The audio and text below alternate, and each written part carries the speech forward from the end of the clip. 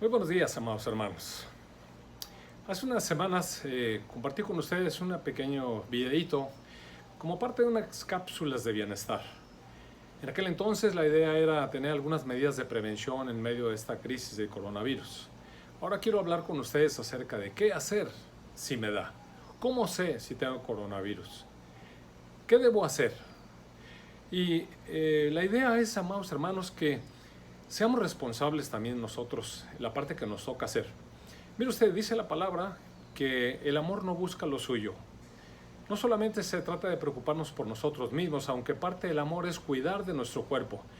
La epístola a los Efesios, cuando habla del matrimonio, dice que el hombre debe amar a su mujer como ama su propio cuerpo y como lo cuida. Así es que tenemos una responsabilidad delante de Dios de cuidarnos a nosotros mismos. Además, el Espíritu Santo mora en nuestro cuerpo como templo que debemos de cuidar. Así que cuando existe la posibilidad de tener esta enfermedad, ¿qué deberíamos hacer? Bueno, quiero comentar con ustedes que hasta el mes pasado, de julio, había unos 13 millones de personas que se habían identificado como positivas a esta enfermedad y unos 600,000 personas habían fallecido por COVID. En el área de Italia se registraron dos fenómenos. Hubo una zona en la que se manejaron predominantemente los pacientes dentro de los hospitales y otra área en la que se manejaron predominantemente en la comunidad, en sus casas. Aparentemente, el área que se manejaron todos los pacientes en los hospitales tuvo mayor cantidad de enfermos, hubo una mayor letalidad entre ellos y muchos del personal de salud se enfermaron. Pareciera ser que los casos leves y moderados debían ser mejor manejados en su casa. Pero, ¿qué vamos a hacer? ¿Qué es lo que nos toca a nosotros hacer? Pues bien, quiero decirle en primer lugar que lo más importante de todo es reconocer en qué grupo de riesgo está uno. Y para ello uno tiene que ser consciente de a qué grupo pertenece. Si uno tiene más de 60 años, si está en obesidad, si tiene una enfermedad pulmonar crónica o una cardiopatía crónica, si uno tiene una enfermedad del riñón o del hígado crónicos, si está embarazada o si tiene cualquier otra enfermedad que disminuya sus defensas, usted está en el grupo de alto riesgo. Si no pertenece a este grupo, de todas maneras se puede enfermar gravemente, pero si reconoce que pertenece a estos grupos de alto riesgo, es más importante tener desde luego una vigilancia estrecha. El 80% o poco más de todos los pacientes que se enferman de coronavirus padecen una enfermedad o asintomática, o leve, o moderada. De todos los casos, aproximadamente el 15% se enferma gravemente y tiene que ir al hospital. Y de ellos, el 5% aproximadamente requiere de cuidados intensivos o cuidados de alto nivel. Así es que muchos de los que se enfermen van a pasar como una enfermedad leve. Pero eso no quiere decir que no sean contagiosos para otros y tenemos que cuidarlos. Porque en muchos de ellos habrá amigos que sí tengan obesidad o que tengan edad avanzada y a quienes podemos contagiar y ellos pueden tener un curso grave. Así es que no solamente se trata de decir yo estoy en un rango de poco riesgo y no me importa. Es muy importante tomar las medidas de vigilancia para los demás y de cuidados. Así las cosas, entonces deberíamos de considerar en este momento de la pandemia cualquier cuadro gripal o diarreico como potencialmente un coronavirus. Los asintomáticos, entre los cuales quizás entran personas que tuvieron solamente un pequeño dolor de cabeza, una sensación de cansancio, una fiebrita transitoria, deberían ser considerados como coronavirus hasta no demostrar lo contrario. En todos los casos es mejor siempre tener una opinión médica. Pero los casos leves se pueden manejar en general en casa. Es mejor el manejo en casa. Y una vez que uno tiene un cuadro gripal o datos más avanzados como dolor de cabeza, dolor de cuerpo, malestar intenso de garganta, un poco de tos seca, pérdida del olfato, pérdida del gusto, uno debe considerar que tiene un cuadro de COVID, hasta no demostrarse lo contrario. Idealmente debe realizarse pruebas diagnósticas, la RT-PCR, muy importante hacerla. Y si es posible, pero mire, sabe que a veces en los países que no tienen recursos, no todas las personas se pueden hacer la prueba, por lo tanto hay que considerarse potencialmente con esa enfermedad y rápidamente llevar a cabo las medidas esenciales. La más importante de todas es el aislamiento. Toda persona que se sospeche que tiene coronavirus debe estar aislada 14 días. Y aislamiento significa estar en un cuarto aparte, con su propio baño de preferencia y con un cubrebocas. La persona debe estar sin contacto con los demás, verdaderamente aislada. Puede moverse dentro del cuarto, pero en general se recomienda reposo. Esta es la segunda medida muy importante, el reposo. Entonces, el aislamiento es la primera medida con la que podemos evitar que nuestros familiares se contagien. La segunda es el reposo. Claro que en el aislamiento pues debe manejarse todas las cuestiones de tipo sanitario, usted sabe, estarse lavando las manos continuamente, usar el cubrebocas, desinfectar todas las áreas continuamente, desinfectar el baño después de que el enfermo lo utilizó, etcétera, etcétera. Una sola persona debe atender al enfermo y de preferencia siempre cubierto con cubrebocas y haciendo un aseo exhaustivo después de haberlo atendido. Las personas que no están tan malas, así como decía yo, que se tienen un cuadro catarral o un cuadro diarreico leve, pero con estos otros síntomas, deben permanecer entonces, aparte de aislados, en reposo. Muchos de los pacientes jóvenes que se han puesto graves no han guardado reposo. El reposo es esencial. Y no quiere decir estar tirado en la cama. Se pueden mover un poco, pero no estar trabajando, no estar haciendo ejercicio, no estarse cansando, acostándose temprano, etc. Descansando, reposando. La tercera medida muy importante es la hidratación. La hidratación ha sido fundamental. Los pacientes que se ponen más graves son los pacientes que se deshidrataron en casa por falta de una ingesta adecuada de líquidos.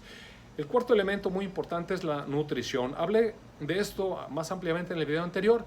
Básicamente una ingesta adecuada de proteínas, con proteínas de origen animal. Si es de origen animal, pues puede ser pollo o carnes blandas, pescado, o de origen vegetal. Vitaminas, un buen aporte de carbohidratos, pero no carbohidratos de estos que son azúcares refinados y que solamente engordan, sino cuidar nuestra dieta, mantener la hidratación. Respecto de los medicamentos, ¿qué hacer respecto a los medicamentos?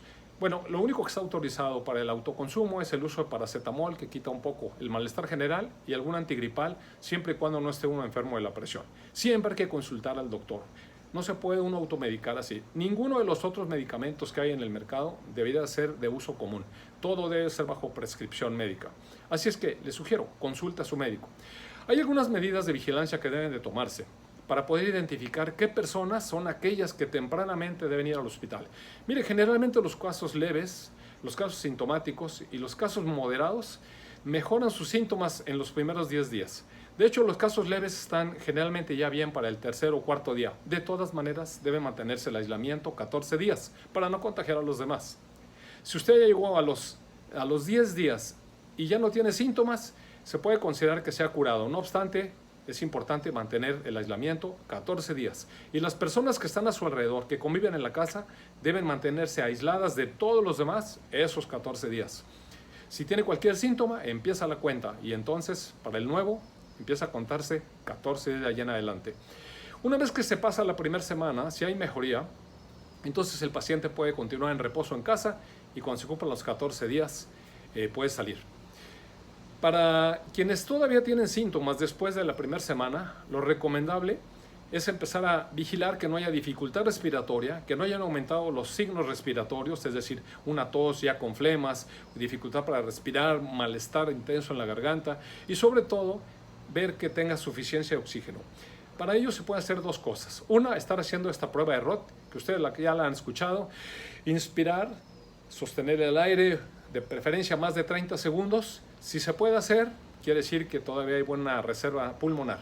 La otra opción, y mucho mejor, es poner un oxímetro de pulso. Se pueden comprar por internet, no son muy caros y determinan la saturación de oxígeno que hay en nuestra sangre. Lo ideal es que las personas tengamos una saturación de oxígeno mayor del 94%. Cuando el enfermo empieza a bajar de 94% hay que vigilar. Si baja del 90% ya no es momento de estar en casa. Es momento de ir a un hospital y que se evalúe el paciente. Quizás sea necesario tomar una radiografía, etcétera, etcétera, etcétera. En todo momento habrá que estar en contacto con su médico familiar, con su médico de cabecera, en fin, con quien usted conozca. No se automedique, puede utilizar paracetamol, puede utilizar algún antiinflamatorio, de esos que se venden de uso común, y algún antigripal si es que no tiene la presión alta. Más allá de eso, no está usted autorizado para hacerlo, se puede intoxicar. Le sugiero que no recurra a las fórmulas mágicas, todos esos medicamentos que promocionan como milagrosos. Mire, tenga mucho cuidado, porque lo que sirve para todo, en realidad no sirve para nada. Así es que no los autoconsuma, no se autoprescriba. Respecto de las pruebas, lo ideal es hacerse una prueba de hisopo, esta prueba de PCR, en los primeros días. La sensibilidad de la prueba es alta, pero no es 100%.